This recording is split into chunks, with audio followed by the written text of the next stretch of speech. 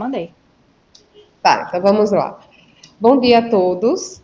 Primeiramente, quero agradecer a presença de todos aqui na banca e convidados.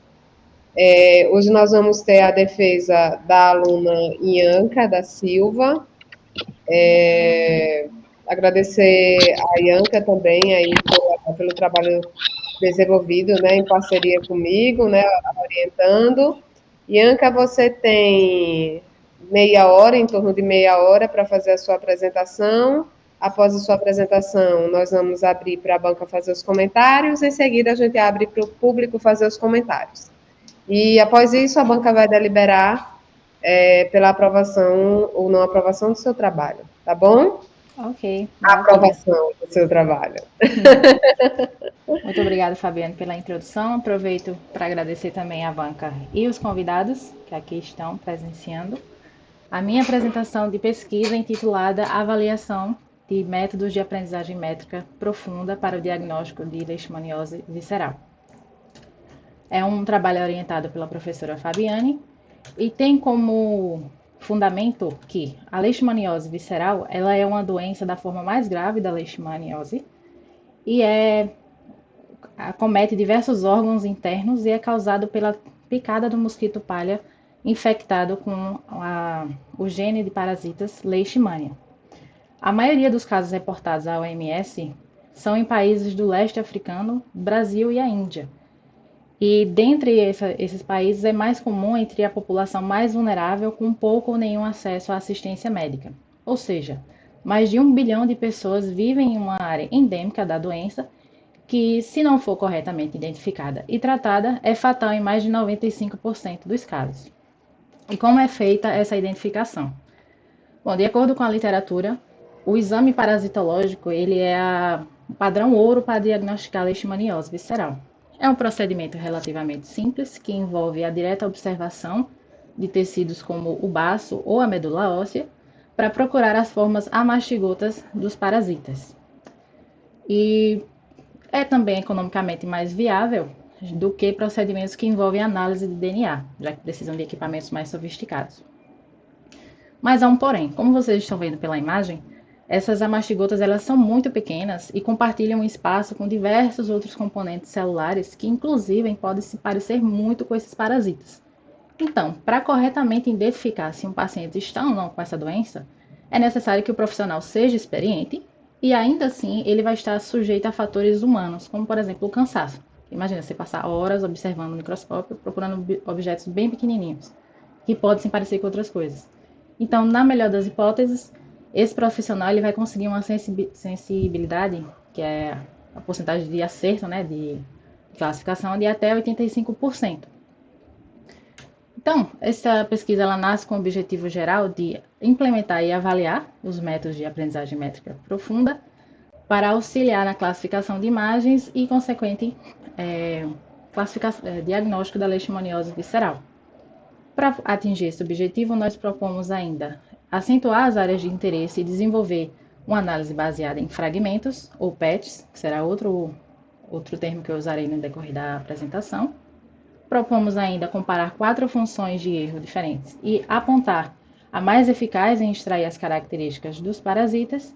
E, por fim, aplicar e avaliar um algoritmo de classificação supervisionada para categorizar essas imagens. Para tanto, nós elaboramos uma metodologia baseada em 5 passos. O primeiro passo envolve o pré-processamento dessas imagens, e aqui nós estamos focadas em aumentar a discernibilidade do parasita na imagem. Então, primeiro nós fazemos aumento de contraste via interpolação linear e também removemos áreas que não vão agregar valor nos passos subsequentes e, muito pelo contrário, só vão atrasar a convergência do modelo. Como, por exemplo, aqui nessa primeira imagem à esquerda, que dá para ver a área externa do microscópio. Então, para remover essa área, nós aplicamos o algoritmo de Hofstadter, que já é bem estabelecido na área de processamento de imagens para detectar objetos circulares em imagens. No lado direito dá para perceber o output desse pré-processamento, né? Com as imagens com contraste ampliado e as áreas desnecessárias removidas. O segundo passo envolve o retalhamento dessas imagens a criação dos PETs que de fato entrarão na rede para o treinamento. E por que ela é importante nesse contexto? Como foi dito lá na introdução, né, essas imagens elas possuem pequenos pontos que são as áreas de relevância. Se a gente tentasse colocar a imagem inteira para treinamento, na fase de diminuição da dimensão para entrar na rede, a gente acabaria perdendo informações sobre as amastigotas. Então, o modelo nunca ia convergir sobre o que de fato é uma leishmania, um parasita, e que é o nosso objetivo. Então, a gente faz diversos cortes sucessivos nessas imagens para gerar PETs menores e simultaneamente classificar entre positivo e negativo, tentando sempre gerar o máximo de elementos da classe positiva. Mas ainda assim, no final, a gente percebeu que há um desbalanceio muito grande entre as classes, né? Porque nem sempre essas imagens elas terão uma grande quantidade de amastigotas, como estava lá na introdução. Às vezes vai ter só uma na imagem e, obviamente, vários PETs negativos vão ser gerados e alguns poucos positivos. E como é uma rede neural, precisa de muitos dados para ser uma aprendizagem afetiva. Então, no terceiro passo, nós aplicamos o aumento dos dados, que são transformações geométricas nessas imagens que nós já tínhamos. E no contexto dessa pesquisa, foi a rotação até 120 graus, inversões horizontais e verticais e aumento de escala de até 10%. O quarto passo envolve justamente a extração das características. Para isso, nós implementamos uma topologia de rede convolucional com 3 blocos de convolução de tamanhos de filtro 32, 64 e 128. Cada um desses blocos é acompanhado por normalização de lote, que é justamente para estabilizar o treinamento, e uma função não linear de ativação ReLU.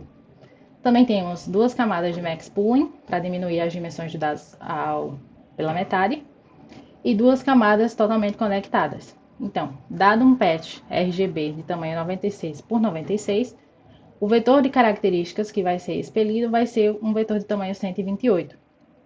As 4 funções que nós testamos foram treinadas exatamente nessa topologia. O quinto e último passo envolve justamente a classificação binária desse vetor extraído.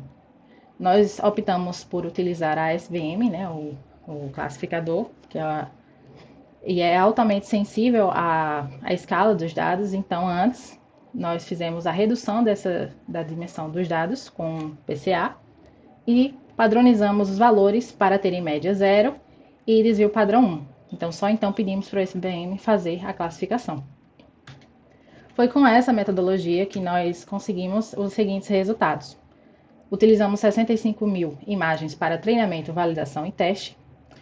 E essas funções elas foram escolhidas com base na frequência que apareciam em trabalhos relacionados à aprendizagem métrica, com exceção da Circle, que foi uma escolha independente. Começando pela essa tabela pequenininha aqui da direita, ela contém os valores do coeficiente de correlação de Matthews, que é uma métrica muito adequada para casos onde há desbalanceamento entre as classes. Ela vai retornar um valor entre -1 e 1, sendo 1 o valor considerado uma classificação perfeita, e um classificador ele só consegue ter uma nota alta se ele performar bem nas 4 categorias da matriz de confusão: verdadeiro positivo, verdadeiro negativo, falso positivo, falso negativo. Então, analisando os valores, nós percebemos que todos os modelos obtiveram um valor acima de 84%, em especial a Circle quase atingiu uma classificação perfeita com 97,7%. Voltando agora para a tabela maior, aqui da esquerda, tenho 2 comentários a fazer sobre ela. O primeiro é que vocês estão vendo embaixo de cada métrica a média e o desvio padrão. Por quê? Nós implementamos a estratégia de validação cruzada estratificada com 5 divisões dos dados. Então, é a média e o desvio padrão da classificação nos 5 conjuntos de dados de teste. E o segundo comentário é que, como nós estamos num contexto de diagnóstico de uma doença altamente fatal, o recall é a métrica mais importante dessa tabela e é, portanto, a métrica que a gente vai começar a avaliar. Novamente, o Circle foi o modelo que obteve os maiores valores, tanto em especificidade quanto em sensibilidade, e com menor variância também. Sensibilidade 98,3, especificidade 99,3. Os modelos em geral tiveram uma boa performance, em especial na classe negativa, certo? Onde o menor valor de especificidade foi 93,7 do modo similarity, e já na classe positiva, essa nota de corte, por assim dizer, foi a do modelo triplet, com 82,8. E mais uma vez, recordando de lá da introdução, quando eu falei que, no melhor dos casos, um especialista humano ele obtém uma sensibilidade de 85%. Então, o nosso pior modelo, com a menor sensibilidade, ainda assim consegue reproduzir o melhor resultado de um especialista humano. E uma terceira observação que nós fazemos avaliando esses dados é que a multisimilarity e a N-pairs, embora elas trabalhem de forma completamente diferente, em todas as métricas elas tiveram porcentagens muito próximas e em alguns casos até menores do que 1% de diferença. Foi por isso que a gente tentou estudar como esses modelos estavam mapeando esse vetor de características no espaço dimensional e, consequentemente, fazendo essa separação de classe. Para isso, utilizamos outro algoritmo de diminuição de dimensão, chamado TSNE, que é próprio para visualizações de dados, e foi com base nesse algoritmo que nós conseguimos constatar que, de fato, o Circle ele consegue estabelecer uma boa margem de separabilidade entre as classes, construindo clusters densos e consistentes entre os três conjuntos de dados, de treinamento, de validação e de teste. O que já não é possível de ver, por exemplo, no modelo triplet, que, embora ele tenha uma certa separação das classes, ele não é consistente, tem uma inconsistência aqui da validação para os demais conjuntos, e possui muitas áreas de sobreposição. São justamente as áreas onde o modelo pode ficar confuso e mais propenso a cometer erros. Já em relação à multisimilarity e a N-pairs, também conseguiram fazer uma separação razoável das classes, mas o que é mais gritante nesse gráfico é que os dois modelos, eles são ótimos para detectar variação intraclasse, ou seja, são úteis em cenários que, além de detectar se há ou não a presença da leishmania, detectar o seu tipo, se é uma mastigota, se é uma promastigota ou qualquer outro tipo. Uma análise adicional que nós fizemos foi com relação a como os modelos estavam errando e quanto à quantidade desses erros. Como é que a gente fez essa análise? Pegamos 128 imagens de teste, pedimos para os modelos classificarem e saímos anotando a quantidade e o tipo de erro, certo? Tiveram aí, em média, 7% das imagens mal classificadas.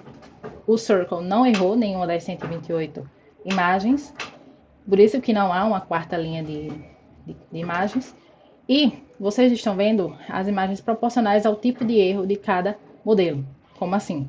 Nessa primeira linha, o modelo triplet, ele possui mais imagens falsas negativas, ou seja, ele tem uma tendência maior a cometer falsos negativos, certo? Do que a multisimilarity e a N-pairs, que tem mais imagens do tipo falso positivo. Por que isso ocorreu, Quando a gente começou a avaliar essas imagens, nós percebemos que a maioria dos falsos positivos ocorriam justamente pela semelhança de outros componentes celulares com as amastigotas. Percebam que são ovaladas com um centro circular realçado.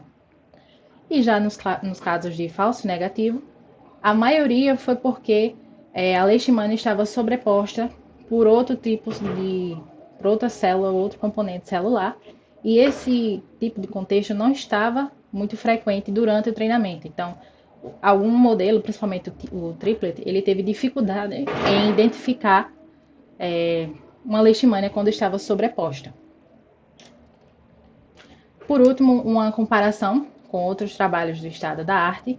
A maioria desses trabalhos eles optaram por uma estratégia diferente, A maioria foi por segmentação semântica, mas ainda assim nós conseguimos fazer uma comparação direta, justamente pela presença de algumas métricas em comum. E aí o nosso método proposto, que no caso é o Circle, que teve as melhores métricas, ele consegue ter uma performance mais estável e sem trade-off. Porque percebam que a especificidade desse modelo aqui de segmentação é alta, mas a sensitividade é um pouco mais baixa. Já o nosso modelo ele consegue manter todas as taxas altas. O que a gente consegue concluir, então, com essa pesquisa? Primeiro, em relação aos objetivos. Todos os modelos testados, eles exibiram pelo menos 82% nas análises quantitativas revelou que o Circle Lois ele possui uma aptidão especial para essa tarefa, né, já que ele performou muito bem em todas as análises, e que a escolha das técnicas de pré-processamento e a configuração do modelo de classificação muito provavelmente levou a essa ótima performance. Já com relação às limitações e futuros trabalhos, uma forma de tornar os outros modelos tão bons quanto o Circle seriam refinar esses modelos com imagens mais diversas da leishmania, para que a gente conseguisse diminuir a taxa de falsos negativos. E da mesma forma, poderíamos adicionar um método de pré-processamento nas imagens para desfocar o fundo e assim que objetos similares à leishmania não impactassem na classificação. Consequentemente, a taxa de falsos positivos cairia. Pessoal, essa foi a minha exposição de pesquisa. Muito agradecida pela atenção de todos e agora me coloco à disposição da banca para eventuais perguntas e sugestões. Obrigada, Iana. Eu acho que essa foi a apresentação mais objetiva dos meus alunos orientandos. Inclusive, lhe parabenizo pela objetividade da sua apresentação. Apesar de ter pulado umas coisinhas aí, que eu acho que talvez a banca levante alguns pontos, a gente vai discutir. Abro agora para a banca fazer os comentários, né? Então, vamos dar prioridade aí para os mais velhos. Professor André Aquino. Então, a palavra está com você, né? Os Tome, André, você é mais velho do que eu. Errei, foi? Eu acho que você errou. Tem Tome, 3 critérios André. usuais que a gente usa. Ó. A gente Então, usa ok, vamos dar. vamos Não, André é mais velho que eu. Parecem mais velhos. A gente usa vários critérios assim, que é o critério de mais distante, as mulheres primeiro, sempre, e a idade. A Raquel tá nos 3 aí, pô. Ei! Logo, é ela que tem que ser a primeira. Eu tô, mas ó, com a carinha de adolescente. Então, vamos começar. Então, professora Raquel, inicia. Eu serei rápida e objetiva, igual a Ianca. Obrigada aí, Fabi, e Ianca, pelo convite de participar. Ianca, eu não tenho muito o que falar do seu trabalho, né? Pelo meu conhecimento. Eu já tenho um pouco de contato com isso, eu já andei estudando isso aí esse problema com a Fabi, né? A gente começou aí a estudar com outro aluno. Aí a primeira coisa que me chamou a atenção foi seus agradecimentos. Eu acho que eu nunca li um TCC com os agradecimentos tão meio poéticos, assim, né, da computação, que a gente da computação não consegue. Então, me chamou a atenção, seus agradecimentos. Ficou bom, viu? É um elogio, ficou bom. Ah, que bom. Não ficou ruim, ficou bom. Achei legal. Você escreveu o trabalho todo em inglês, né? Então, assim, parabéns por ter escrito o trabalho em inglês. Eu acho que já é um grande avanço também. Já escreveu o artigo, já? Não, ainda não. Vai ser derivado desse trabalho.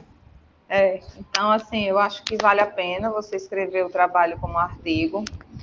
Assim, a única coisa que eu acho que você podia melhorar era a qualidade das suas figuras, tá? Um pouco. E, assim, isso foi uma coisa também que chamou a atenção quando eu comecei a estudar isso com a Fabi, é que quando eu for olhar a revisão bibliográfica, né, a gente quase não tem trabalho sobre esse tema, né? Então, isso, quando eu comecei a estudar com a Fabi, eu disse, Fabi, mas eu não achei, tem alguma coisa errada. Eu disse, não é, isso não é tão estudado, não é de interesse, né? Não é de interesse porque é uma coisa muito pública, vamos dizer assim. Então, é bem restrito, né, o assunto. Mas, apesar de restrito, em termos de pesquisa, é de um impacto social muito grande. Então, é muito válido, né, você ter estudado, ter feito esse trabalho. É muito válido, ficou muito bom, né, muito legal.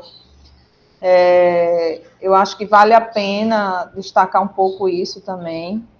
Aí, nos resultados, eu acho que você separou muito, né? Você colocou uma seção lá com a primeira tabela, em que não tem nenhuma explicação sobre aquela tabela, pelo menos eu não achei, né? Pode ser que eu não tenha olhado direito. Mas quando você escrever assim os resultados, tem que existir sempre uma discussão sobre o que está posto lá, né? O tabela, o gráfico, tudo. Então é só detalhar isso para quando você for escrever o artigo, né? Colocar dentro do artigo essa parte aí de detalhamento dos resultados, de uma escrita mais aprofundada dos resultados, apesar de estar muito objetivo, né? De tipo assim, é uma coisa muito objetiva. Você usou um algoritmo e tem uma métrica e está lá, né, o resultado. Vamos dizer assim, é inquestionável, pode ser inquestionável o que você colocou lá. Mas, de uma forma geral, seu trabalho está muito bom, tá? Eu acho que a gente tem que destacar, né, que eu acho que você escreveu bem. A gente tem um histórico de alunos que não escrevem bem, que tem dificuldade, na verdade, né? Inclusive a gente, quando foi aluno, né? Isso é uma coisa que é comum. E aí é legal ver que você se colocou bem, escreveu bem, né? Você conseguiu ser objetiva muito mais do que deveria até, né? Como Fabiane colocou. Mas eu acho que é isso, tá? Meus parabéns. Acho que o professor André vai ter aí algumas coisas mais aprofundadas para falar. Obrigada, Raquel. Obrigada pelos comentários. Vamos abrir agora para o professor André, mais jovem, poder falar, Agora já foi, eu sou a mais jovem. fazer as observações, né, dele sobre o trabalho da Ianca. Mais jovem, claro. Pelo menos na mente. Pelo menos na mente. E muito. Então, gente, valeu aí. Obrigado aí pelo convite. Muito contente aí de estar na banca da Ianca. Foi interessante as coisas que a Raquel estava falando, porque a Raquel não conhecia a Ianca, né? Não conhecia a Ianca. Eu nem sabia. Eu só soube que existia esse trabalho quando o Fabi me chamou, né? Eu nem sabia. Já estava pronto. Não, mas eu conheço a Ianca da disciplina, né? De sistemas operacionais, fez sistemas operacionais comigo. E eu lembro que a Ianca ficou muito, muito marcada assim na minha cabeça quando ela fez a matéria comigo, porque ela, assim, eu já dava essa disciplina, sei lá quantos semestres, e a Ianca toda aula vinha com dúvida dos exercícios que eu passava. Eu acho que a Ianca foi a única pessoa que fez os exercícios que eu passava na disciplina de sistemas operacionais. Em toda a história minha e sua de SO, né? Porque eu também do SO e isso nunca aconteceu na minha vida. Me permita comentar também que foi a única aula de 4 anos de faculdade que eu fui todas as aulas. O Elias está aí, ele não vai deixar eu mentir. Eu faltei realmente só porque... Então você é diferenciada, Ianca. Você é diferenciada. Porque todo mundo odeia. E ela gostava da aula, né? Eu gostava da aula, eu ia. Eu gostava, não ia por obrigação, não. Eu gostava. As outras eu faltava... Todo mundo odeia SO. Inclusive, minhas aulas, eu falo no primeiro dia de aula, quem não quiser vir nem ver, que eu não vou nem reprovar por falta, nem fazer falta, enfim. Mas aí foi curioso. Aí quando a Ianca falou comigo sobre TCC, queria trabalhar com imagem, eu falei assim pra Fabi, Fabi, tem uma aluna super top que tá querendo fazer TCC na área de imagem. E ela vai conversar com você. Aí eu vou contar um caos interno que você... icônico, vale a pena falar. Aí chegou uma hora que a Fabi chegou pra mim, Ianca disse assim, a Ianca sumiu, eu acho que ela desistiu. E não sei o que, eu falei, rapaz, eu duvido. Procure saber. Aí no outro dia depois rapaz, ela tava lá virada na bomba, lá fazendo as coisas, quebrando a cabeça, não sei o que, sozinha, sem vir falar comigo. Eu digo, eu não falei? Eu peguei raiva nesse tá vendo período. O resultado aqui. E aí, assim, eu achei bem legal, assim, né, essa interação, o seu trabalho. Enfim, eu sabia que você ia fazer um trabalho muito bom, porque eu já tive essa interação com você e sabia que você ia fazer algo bem legal. O texto, ele tá legal, assim, ele, obviamente, rapidamente, bem na diagonal, assim, essas leituras dinâmicas fazem parte da vida da gente.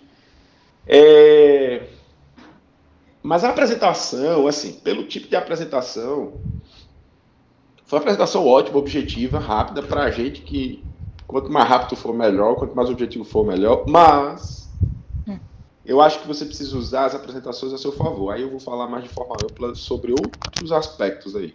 Você sempre tem que buscar o tipo de apresentação e o público no qual você está apresentando. Né? Se a apresentação fosse só para mim, para a Raquel e para a Fabi, uma reunião, beleza. Você pular todo o background, todo top, massa, a gente ia sacar, porque a gente manja do que é que você está falando aí. Ou tem uma noção boa. Mas aí eu acho que no contexto do TCC, você poderia ter explorado um pouco mais a parte de background, detalhado um pouco mais as técnicas, enfatizado algumas coisas do que você fez e tal. Então, assim, se você for falar para uma galera que manja muito do que você está falando, aí você pula, vai ser objetivo, vai logo ao ponto. Se você for fazer uma apresentação para uma galera mais jovem, tem que fazer uma coisa mais mastigada. Então, assim, tenta ter em mente que você tem que usar o público para poder comunicar, é mais uma questão de comunicação e uma dica aí, não necessariamente uma crítica. Ok. E aí, assim, né, obviamente que seu trabalho, assim, eu não vou entrar nas nuances e vamos discutir coisas que eu gosto de ficar extrapolando aqui um pouquinho, né. Quando a Raquel perguntou sobre o artigo, eu achei interessante, porque eu fiquei na dúvida, na ênfase sobre o limiar do estado da arte e até onde você avançou. Porque quando você coloca essas técnicas e a forma que você fala, me vem assim que é uma coisa de aplicabilidade de coisas que já tem. Mas eu sei que não é. Então, Não. como é essa fronteira aí? Tipo, o que é que no artigo que você vai escrever, como é que você vai enfatizar o avanço do estado da arte no qual você está fazendo? Bom, a primeira contribuição desse trabalho que eu enxergo é que é um método um pouco menos agressivo computacionalmente, que permite que a gente consiga aplicar em situações onde, por exemplo, não tem tanta estrutura técnica para fazer esse diagnóstico, né? Porque, por exemplo, quando a gente começou a estudar o estado da arte, viu que muitas técnicas envolviam segmentação semântica, as poucas que tinham, né? Como bem a professora Raquel apontou. Os poucos que tinham focavam em técnicas mais agressivas computacionalmente, como segmentação. Então, a gente começou a desenvolver algo mais simples, que seja mais fácil de implementar e fazer a manutenção, justamente pensando nessa, primeiro, né, aumentar a visibilidade e ver que é possível fazer algo bom com pouco nessa área da doença negligenciada e, de fato, na aplicação real, para auxiliar no diagnóstico. Consegui responder? Pergunta? Conseguiu, mas vamos se aprofundar mais um pouquinho. O que é que você chama de agressivo? Bom, considerando que eu estava treinando 4 funções diferentes e que o modelo em questão da CNN, né, tinha mais de 32 milhões de parâmetros, tanto para fazer esse treinamento e a inferência né, demora um tempinho, aí eu pensei assim, né, isso na vida real vai exigir um hardware um pouquinho mais sofisticado e talvez já a equação não tenha a questão da economia, né, também de pagar por esse hardware. Então, eu pensei mais nessa questão, né, de aplicar modelos um pouco simples, mas ainda bons em extrair as características. Aí a minha pergunta é, você avaliou essa agressividade dos algoritmos? Avaliei. Durante o treinamento eu estava com um gerenciador de tarefa aqui aberto. Demorou acho que 12 horas para fazer tanto a parte de treinamento e a inferência, né, com a SVM. E eu estive avaliando também o processamento e a GPU. Não foi tão Por que tu não falou isso pra gente? verdade, né? Eu poderia ter colocado. Olha, veja, sem essa informação, o cara vai dizer, pô, 98, 95, 92%, tá, e aí? Aí veja, isso é uma das coisas talvez que você precisa gastar mais energia do ponto de vista de resultados, obviamente daqui para frente para publicar um artigo, porque é onde você vai sustentar o grande avanço do que você está apresentando, sacou? Verdade. Realmente poderia ter colocado. Então isso é uma coisa que aí beleza, vale a pena usar, sei lá, experimentação, projeto de simulação bem específico para ir lá no detalhe, para ver que as outras estratégias quebram ou demoram demais para convergir. e a tua vai rapidinho. Então isso aí vai ser uma coisa que você pode sustentar bastante aí a sua argumentação, deixar os sêniors falarem aí, os mais velhos. Já que eu sou mais velha, eu tenho que usar o meu poder de idade para falar Claro, primeiro. e eu respeito demais isso, pode ir, Raquel. Não, é só adicionando aí. É só adicionando aí. Aqui, esse grupo é assim: é uma mais velha, outro mais novo, uma que confunde o mais velho com o mais novo. Tá tudo bem, tá tudo sob controle. Não, para adicionar aí, eu não sei se é válido para esse problema, mas para o artigo, inclusive, eu acho que talvez, já que, porque assim, a Fabi me explicou, né, que o que mais comum é o problema da leishmaniose da pele, né, da pele, que é mais comum, que é tratada, e que por isso que as pessoas, a leishmaniose visceral, como é muito específica de algumas regiões, e é uma doença popular, vamos dizer assim, vamos usar essa palavra, não tem interesse, né, não tem interesse de estudo tanto. Então, talvez, eu não sei se dá certo, assim, Anca e Fabi, usar um pouco da técnica, focar um pouco na técnica, no uso dessa técnica, para esse tipo de análise e mostrar trabalhos que, não especificamente para leishmaniose, mas para esse tipo de trabalho. Focar um pouco mais nisso, como é que essa técnica, ela sai dentro desse tipo de análise, para esse tipo de imagem que vocês estão analisando. Aí eu acho que fica mais rico na hora que você for escrever a sua revisão bibliográfica, porque como não tem vários métodos diferentes para a leishmaniose visceral, mas os métodos, né, existem vários tipos de imagens, esse método é aplicado e é conhecido, além desse estudo aí que o André falou, que é da simulação, né, do projeto de experimentação. E aí pode fazer muita coisa nesse projeto de experimentação, né? Detalhar bastante isso aí. Muita coisa mesmo, e vai ficar assim, muito rico se você fizer esse projeto de experimentação com definição de variáveis, de fatores, né? De esgotar a quantidade de vezes que você está executando. Então, vai ficar bem, bem legal mesmo. Sair do escopo de comparar só com outros métodos para detectar a leishmaniose, será? É isso? Não, pode ser assim também, mas eu digo assim, qual é o tipo de imagem que você está tratando, né? Como esses métodos se saem nesses diferentes tipos de imagem. E na leishmaniose, então você usou esse método na leishmaniose visceral porque você sabe que esse método ele é usado amplamente para esse tipo de problema. Entendi. Entendeu? Porque você não escolheu outro método e escolheu esse, além de ser um método que, tipo assim, é mais poderoso, né? Mais agressivo, como você disse, que eu achei engraçado que eu nunca vi. Ela é poética mesmo, tá? É mais agressivo. A palavra também é poética. Então, Obrigada. acho que é isso. Pois é, né? Esse ponto aí que a Raquel fala que você perguntou aí, Anca, eu vejo que assim, né? A avaliação, a gente pode dizer assim que a gente pode fazer uma avaliação aprofundada e ampla ou pode verticalizar, né? Então, você verticalizou e avaliou ali a qualidade dos algoritmos em detrimento você avaliou as soluções em detrimento da qualidade da solução, beleza. Mas existem outros aspectos. Você pode avaliar, por exemplo, o desempenho. Em alguns casos, você pode avaliar utilização de memória. Em outros casos, você pode avaliar requisições de entrada e saída.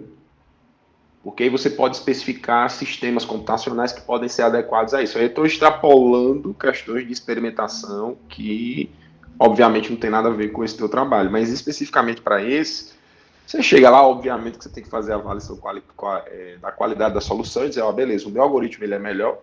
Poderia até não ser um pouquinho pior, mas quando você fizer essa análise de desempenho, você dissesse, mas o meu é 100 vezes mais rápido. Entendi. Tipo, o cara vai querer ficar uma semana lá ou alguns minutos. Então, você usar a seu favor o objetivo da aplicação, né?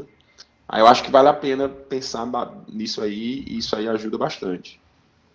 Certo. Era algo que eu estava pensando realmente durante a elaboração do trabalho. É tanto que eu tive essa preocupação de, durante o treinamento, né, monitorar a performance da máquina. Mas realmente para esse trabalho eu foquei muito com a Fabi, né, da gente ter um resultado de saber diferenciar. O foco foi entender como é fazer essa diferenciação do que é parasita e o que não é. Mas eu gostei Sim, bastante. mas veja, esqueça seu TCC. Seu TCC tá top, você vai passar, tá tudo certo. Estou Não, preocupado no que claro. você vai fazer para frente, publicar, para onde Ah, é que você vai mandar. Então, esse comentário aqui, seu TCC tá muita massa. coisa, Isso muita aí. coisa. No TCC só vai ser colocar um parágrafozinho lá, né? Nós analisamos empiricamente os resultados de desempenho e nós Uhum, identificamos que é bem mais rápido, bem menos rápido. Sem fazer uma análise aprofundada, mas para o artigo eu acho que vai dar um ganho absurdo aí. massa. E aí, em cima disso, aí a Raquel até comentou aí eu acho que valeria a pena você sustentar, por exemplo, do ponto de vista de introdução do trabalho, essas coisas, qual é a sua âncora de aplicação? Por exemplo, eu sei que a ideia da Fabi é tipo usar um celular, tirar uma foto, né, Fabi? E fazer lá. Mas, por exemplo, tá, com as soluções que existem hoje, o cara consegue fazer uma coisa massa como? Usando uma cloud, usando um sistema web, um sisteminha tal. Aí, nesse caso aí dessa técnica, você pode ter um sisteminha embarcado, você pode ter um app no celular. Então, meio que você, na introdução, tentar ganhar o leitor ali, que no objetivo de um artigo o grande desafio é você ganhar o revisor, indo por esse lado e mostrar que não tem nada nessa linha aí. Então, essa parte aí da utilização na prática, fazer esse link aí na introdução é importante. Joia. Aí você falou, qual é o tempo assim, tipo, chega a ser minutos, horas, dias De, que as soluções que você apresentou aí são mais rápidas? em comparação com outros modelos? Isso. Assim, você disse que olhou, ficou olhando aí e tal, assim, qual é Não, o nos minutos? artigos do referencial teórico, eles não mencionavam diretamente a performance, né, no nível operacional dos experimentos. Quando eu digo que eu monitorei, foi o meu próprio experimento. Eu não Sim, fiz sim. essa comparação, mas só Ah, para entendi. entender como a minha máquina estava reagindo, até para saber ajustar também os hiperparâmetros. Que aí, quando Entendi. eu falo que foi 12 horas de treinamento e a inferência, foi no experimento final. Teve vários outros Entendi. dias que eu fui cortando o treinamento na metade, quando eu vi que eu não estava convergindo, quando eu vi que estava excedendo a capacidade e não estava tendo um resultado tão bom. Mas eu não cheguei, de fato, a comparar com outros artigos, justamente porque não tinha essa, essa informação que eles disponibilizaram nos artigos. Não, beleza. E aí, em relação a essa análise da qualidade da solução, tá, eu vi aqui que você alcançou resultados na média aí, os melhores resultados, né? Em torno de maiores do que 95% dadas as métricas que você apresentou lá, né? Mais ou menos isso, né? Deixa eu só voltar aqui. É tipo, É essa que você fala? é, é, não, no caso é outra tabela mesmo. Espera. Aqui. Aqui você tem aqui as tarefas, você tem aqui, né, os melhores resultados, eles estão Uhum. bem interessantes, né? Esses resultados estão bem legais, beleza. Tá, vamos pensar só nisso aí. E aí? O negócio estagnou, tipo assim, esgotou, resolveu aí 90 e tantos, porque ninguém vai querer rodar um negócio que dê 99,999999% de resultado. Aí, assim, se consegue extrapolar problemas. Você até citou aí uma questão de quando você tem sobreposição e tal, né? Foi na análise visual aqui. Isso. E aí, é só isso? Tem mais coisas? Para esse problema de sobreposição é impossível resolver? Eu acho que sim, né? Porque é uma imagem, então a imagem não tem como. Então, quando eu estava conversando Quais isso são os com os. desafios especificamente com esse problema que você está trazendo? Do tipo, tá, eu consegui isso aqui, mas o que é que eu teria de diferente, por exemplo, nessas imagens que poderia demandar lá na minha análise e tal, de tal forma que essa performance diminuísse? Desempenho. Bom, principalmente em relação aos dados, né, que nós usamos para os treinamentos. Não é tão comum encontrar dados sobre a leishmaniose, né, os parasitas. E aí, quando a gente encontrou esses dados, eles seguiam meio que uma receita, né? Todos eles estavam bem separadinhos, dava para identificar corretamente o parasita. Só que aí eu acho que uma limitação que esse modelo pode enfrentar é justamente nesses casos onde tem uma maior variação das posições da leishmania. Pode estar sobrepostos ou então, enfim, situações que não foram vistas durante o treinamento. E aí o que eu enxergo, que eu conversei com a Fabiane, que ela concordou, é que para fazer o ajuste fino desses modelos, né, para que esses outros que não tiveram os resultados tão altos, eles possam ter um resultado maior se receberem mais durante o treinamento variâncias de imagens de diversas formas e contextos da leishmania. E um prospectivo trabalho seria estudar um assemble desses modelos para que, por exemplo, o Circle possa ajudar os outros modelos a também performarem mais alto, né, valores mais altos, aumentando assim, né, cada um contribuiria com uma identificação diferente, de uma característica diferente. Mas dados os seus resultados, você melhorar esse desempenho, teoricamente assim, vai ser um epsilon lá, né? Mas aí o que eu pensei quando eu vi isso aí é o seguinte, por exemplo, com essas imagens eu presumo que deve ser uma base de dados que tem aí disponibilizada e etc, rotulada talvez. São duas bases de dados diferentes. Mas, por exemplo, nessa base de dados, qual é o limiar de precocidade para se identificar a lesão? Qual o mínimo por exemplo, necessário assim, eu imagino que não doença? tenha. Seria top ter alguém da área para tratar disso, por exemplo. Tem um potencial pessoa para ter esse problema aí, tá? Então, beleza, você começa a monitorar. Então, imagina que o profissional lá vai ficar fazendo uma sequência de fotos a cada semana e meio que tentando acompanhar algo que vá lá diagnosticar, né? Obviamente que isso aí não deve ter, mas se tivesse profissional para fazer isso seria top. Uhum.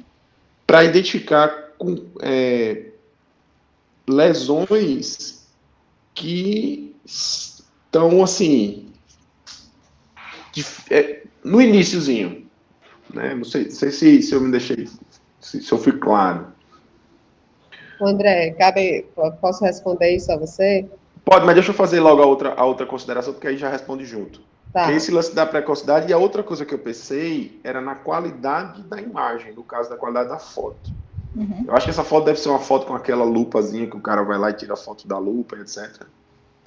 Porque aí eu tô pensando assim, algo que não seja identificável do ponto de vista pelas vias normais de diagnóstico, que é tudo no olho, e outra que talvez tivesse uma qualidade comprometida ali.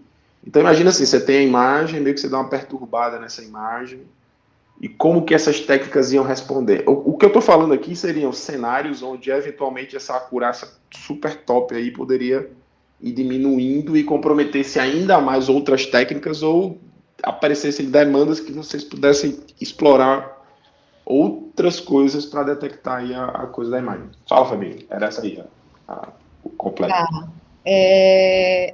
Uma coisa que eu acho que vale a pena deixar claro, e que a Ianca acabou esquecendo de falar, é que, assim, quando a gente fala dessas imagens, essas imagens são microscópicas, né? Esses objetos que ela está procurando são parasitas, né? Que provocam a leishmaniose visceral. Quando a gente fala desse tipo de doença, que é uma doença que a gente chama de doença tropical negligenciada, entra no bolo malária, doença de Chagas, esquistossomose, febre maculosa, todas essas que eu citei, o diagnóstico é basicamente feito da mesma forma. E não existe acompanhamento, porque quando a gente pensa nisso aí, a gente tem que pensar no cenário como acontece mesmo. Isso não é como um paciente que está com com suspeita de câncer, aí vai lá, faz, aí vai tendo acompanhamento da lesão. Aí, tipo, uma imagem de tomografia que o médico não consegue visualizar, mas aí a gente consegue desenvolver um modelo que talvez pegue aquilo antes. Não é muito, dentro do contexto das doenças negligenciadas, não existe muito esse acompanhamento médico. Na prática, vai estar uma criança com a barriga extremamente estendida, que vive num local, numa população ribeirinha lá longe, e que por alguma razão conseguiu ter acesso, pela gravidade da situação, foi a um posto de saúde, que é lá não sei aonde, no fim do mundo também, e lá vai ter um médico com um microscópio, vão fazer uma aspiração da medula óssea, né, que é onde encontra esse parasita, vai ter um médico com um microscópio que vai olhar isso lá, para diagnosticar, para diferenciar se isso é uma esquistossomose ou uma leishmaniose visceral, por exemplo. Então, não é uma doença que geralmente é acompanhada. É aquilo que a Raquel falou, é uma doença de população muito vulnerável, muito, certo? E ela só é detectada quando o paciente está grave, principalmente essa, porque os sintomas iniciais dessa doença se confundem muito com virose, né? Então, uma anemiazinha, deu uma emagrecidinha, né? Tosse, tá mais pálido um pouquinho, né? Tá, vamos botar para comer beterraba, o menino. Aí, daqui a pouco, a barriga da criança ou do adulto, enfim, que acomete mais crianças, né? Começa a distender, forma aquela barriga d'água que a gente chama, e aí, quando vai lá, faz o exame parasitológico, tá a doença. E tem uma coisa que é muito interessante com relação especificamente a essa doença, que é a leishmaniose visceral. A quantidade de parasitas que é encontrado no aspirado da medula óssea não vai indicar a gravidade da doença. Ou seja, o médico pode achar 2 parasitazinhos e aquela pessoa está para morrer. E essa doença, ela é extremamente fatal. Quando ela não é diagnosticada a tempo, ela é extremamente fatal. O índice de mortalidade dela é altíssimo. Tem um outro aluno que está fazendo um levantamento sobre índice de casos reportados, mortalidade nos diversos estados do Brasil, e essa é uma das doenças que leva mais a óbito. E as pessoas que fazem esse tratamento estão lá no Tocantins, sabe? No Tocantins, no interior, lá Sabe, a forma é super invasivo, né? O suposto exame aí, né? Sim, o exame que faz aqui no Brasil, para você ter noção, existe um exame muito melhor, que é com base no DNA, que é a amostra de sangue, e ele tem uma acessibilidade altíssima. Só que é caro. Os aparelhos, né, são caros para poder fazer análise do material. Então, aqui no Brasil nem tem, o SUS não tem. Então, o que a galera faz é o parasitológico, que aí é o que a gente chama de padrão ouro. E aí entra o outro problema, é uma doença de países muito pobres. Então, onde é que tem essa doença? Brasil. Não, mas a pergunta é a extração da medula óssea na medula. É, na medula bem óssea. invasivo. É bem invasivo. Fazer, né? O paciente toma anestesia local, né? E aí faz o aspirado. É uma agulha gigante, né? Eles fazem o aspirado. Mas se o paciente dá entrada no centro de saúde, né, no posto de saúde, enfim, com a barriga distendida, faz esse exame. Não tem para onde correr. Eles fazem. Né? Então, tira ali o aspirado da medula óssea e vai analisar. Outros parasitas, como, por exemplo, a malária é no sangue, então é amostra de sangue. Então, se você for hoje pesquisar na internet base de imagens para a malária, a gente acha um monte de base pública. Porque são imagens que a gente consegue ter acesso mais rápido, porque é mais fácil de produzir. Essa a gente quase não tem base. Eu encontrei uma base na Índia, com pouquíssimas imagens, e uma aqui do Hospital Elvio Alto. Né? E associado tirando-se a questão da leishmaniose visceral, vamos falar agora sobre detecção de objetos em imagens microscópicas, aí a gente tem um problema computacional relacionado. E o qual é? A gente tem poucas imagens, não é uma coisa que a gente acha de monte. Nessas imagens, a quantidade de parasitas é 1% da imagem, 2%, se 5% se o paciente estiver cheio de parasitas, assim, que é um raro. Então, isso gera pouco dado. E com pouco dado, a gente não consegue fazer muitas predições bem acuradas. Então, o que é que a gente trabalha? A gente trabalha data augmentation, a gente trabalha modelos que trabalham em cima de dados extremamente desbalanceados. Esse trabalho, André, foi o que motivou o desenvolvimento da rede que o Pedro desenvolveu.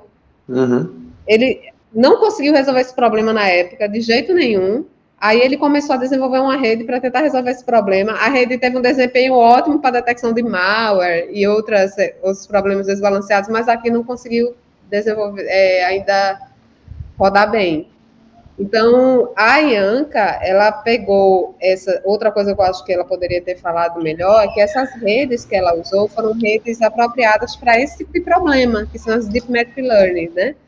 Então, a Circle, essa multisimilarity, Circle, NPairs, isso tudo são funções de custo associadas a essas redes para trabalhar com esse problema específico. E elas têm um diferencial que elas treinam rapidamente. E o outro diferencial muito bom que a gente conseguiu foi que a gente consegue classificar dentro de uma dimensão muito reduzida.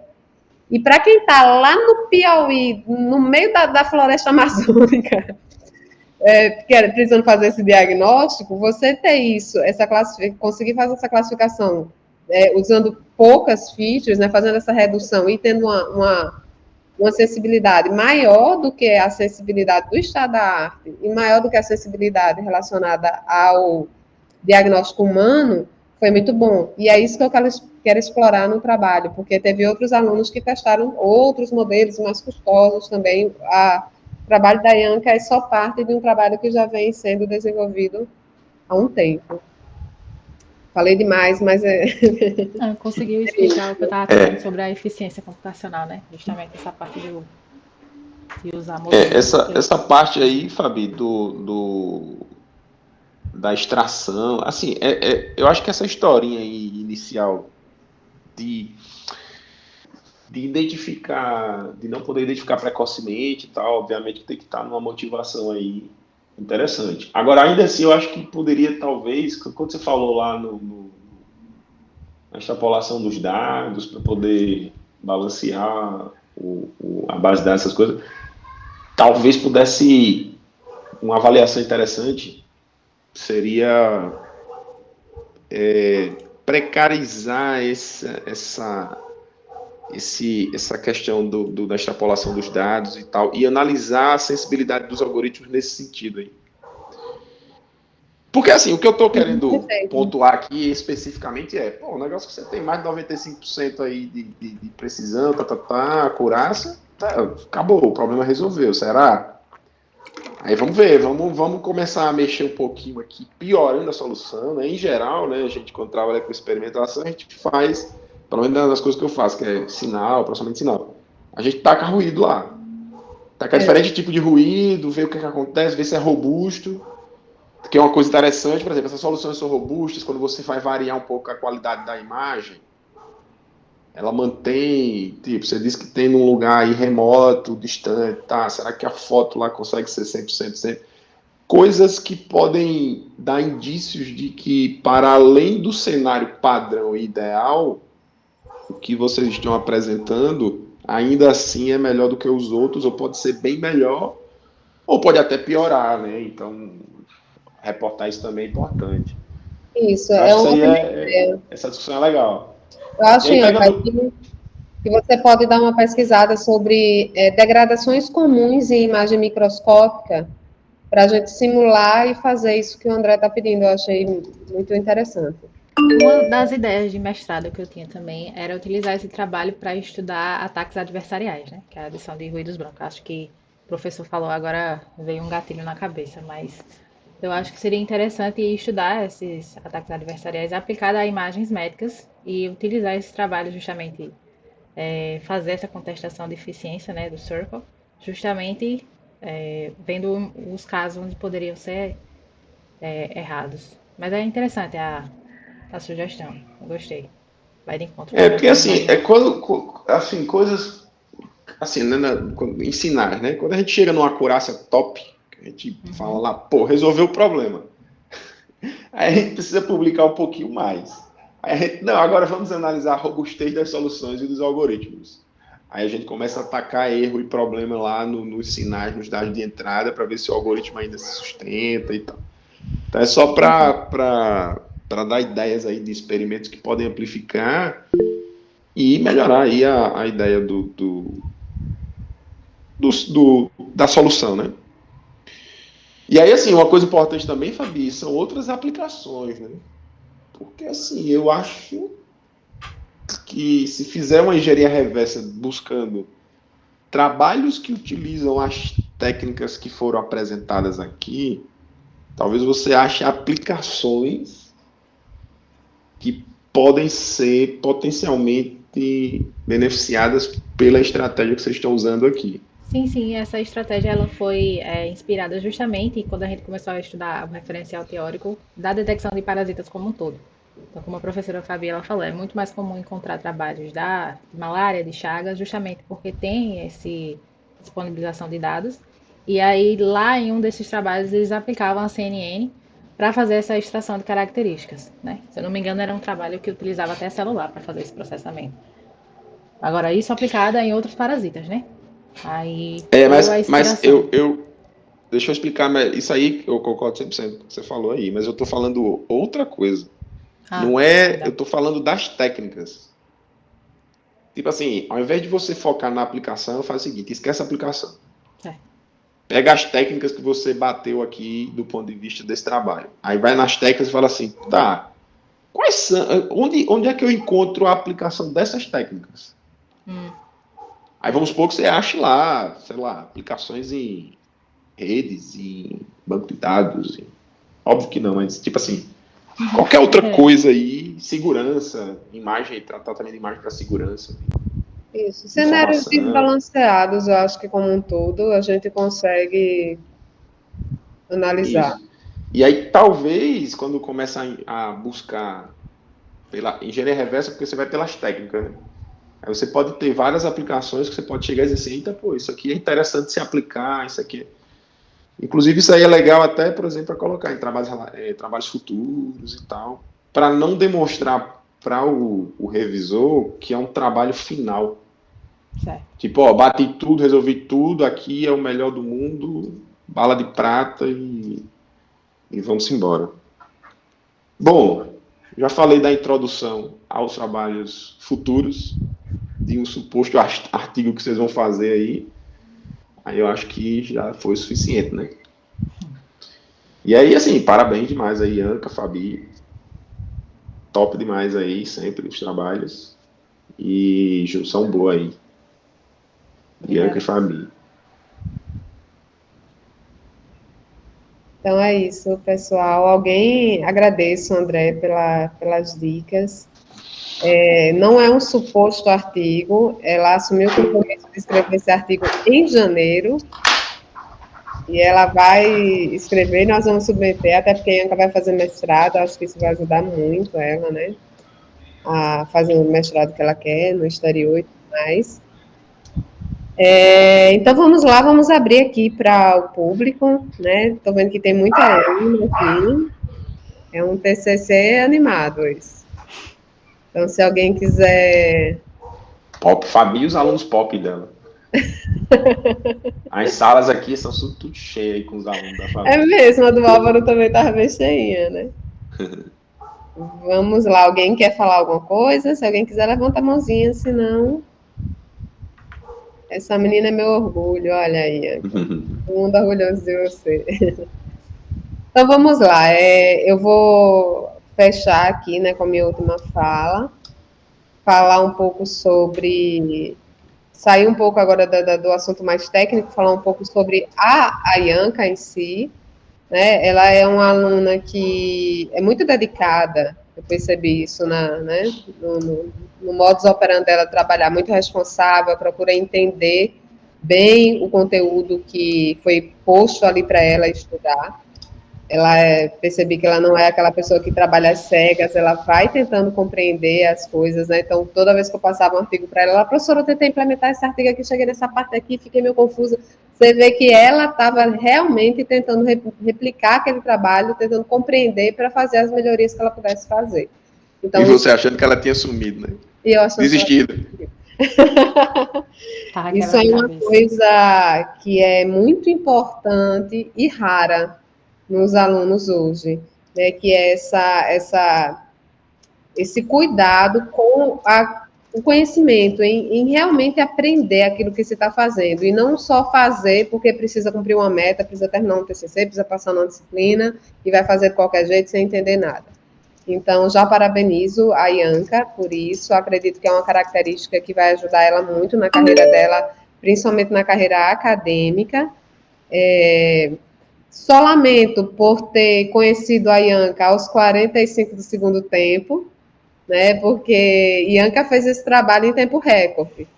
Né? Esse é um projeto, esse projeto foi o projeto PPSUS, tá? Isso que ela desenvolveu vinculado ao projeto PPSUS, projeto que executou em 2 anos.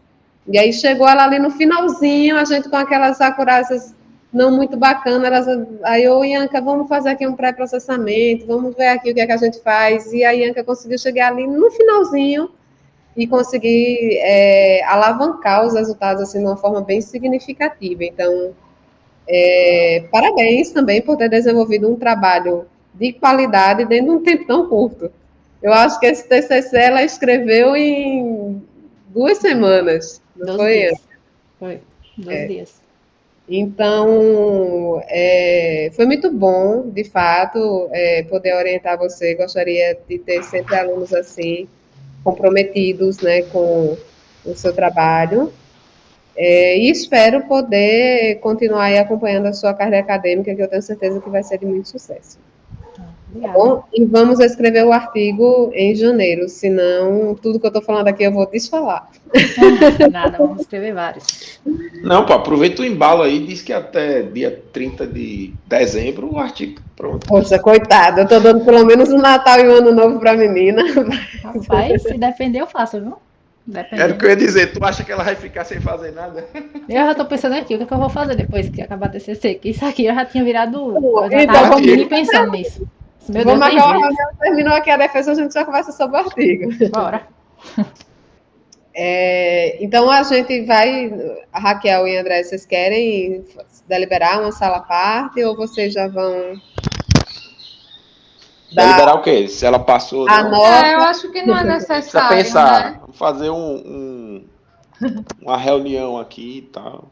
Acho Não, que não é Fabi, relaxa. necessário, Fabi. Eu acho que ela está aprovada, né? A gente já sabe, né? Todo mundo já viu aí que o trabalho dela é excelente. Parabéns, Ianca, parabéns, Fabi. Por mim, não, mas se vocês quiserem, a gente pode deliberar. Você já sabe meu posicionamento.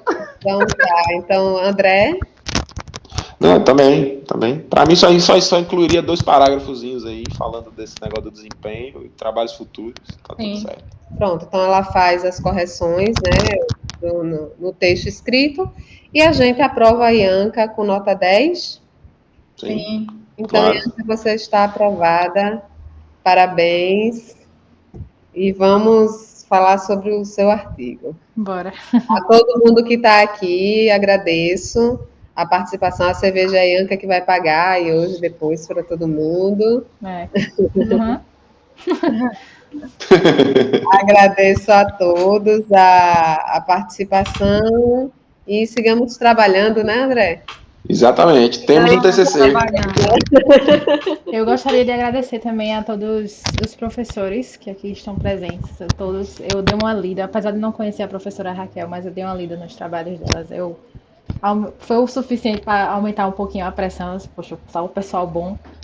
Principalmente o professor André também, que como falou anteriormente, foi um professor que eu tive muito respeito no decorrer da graduação. Então a opinião de vocês é realmente muito valorizada por mim e eu vou implementar as sugestões. E gostaria de agradecer, claro, a minha orientadora, a professora Fabiane, que foi excelente durante todo esse processo. Quando eu chegava com dúvida também, ela respondia super rápido e respondia de uma forma que eu conseguisse entender. Isso é importantíssimo também. Sabe passar o conteúdo. E eu espero trabalhar em futuros trabalhos, né? Em artigos e não sei, o Você que vai der na sair para o telha. mestrado, aí, Ianca? Eu tô, agora nesse começo de ano, eu tô tentando finalizar os documentos para me inscrever nos mestrados, né? Que eu quero fazer no exterior. E aí esse comecinho do ano de 2024 seria justamente compilação de todos os documentos, tradução e tudo, para começar a concorrer. Eu ainda tentei fazer o mais rápido possível para conseguir me inscrever no mestrado da UFAL, mas infelizmente acaba hoje o prazo. Eu acho que não vou conseguir enviar para projeto nem nada. Mas o foco é esse, ir pro mestrado ano que vem, do ano que vem. Muito bom. E Mas continuar nessa você área, é né? jovem, tem uma carreira brilhante pela É. Tu tá trabalhando, Ianca? frente. Não, eu tô recebendo bolsa da reitoria. Bolsa da Quer reitoria. trabalhar? Bolsa da reitoria. Vamos conversar, vamos Quer conversar. trabalhar, Ianca? Com certeza, ganhar dinheiro? Uns meses aí. Vamos. Até o mestrado, Aqui é vamos trabalho conversar. para Até você. você entrar no mestrado, a gente arruma aí umas bolsas para você. Pronto, se for na área de visão computacional, Maria. É que nem pinto no lixo. É, a gente usa os métodos de Deep Learning, Machine Learning, dá tudo certo. Pronto, vamos conversar, que a gente chega no consenso. Beleza. Então é isso, Beleza. pessoal. Então, Ianca, vou mandar para você, vou mandar para a banca, Raquel e André, a ata da sua defesa com cópia para você, eles vão assinar. E aí, quando tiver tudo assinado, você já começa a dar entrada aí nas burocracias para sua colação de grau. Tá joia? Perfeito. Tá joia. Joia, Obrigada, então. pessoal. Falou, gente. Valeu. Tchau, Parabéns aí, gente. Guilherme. Parabéns. Obrigada. Tchau, tchau. Tchau. Tchau.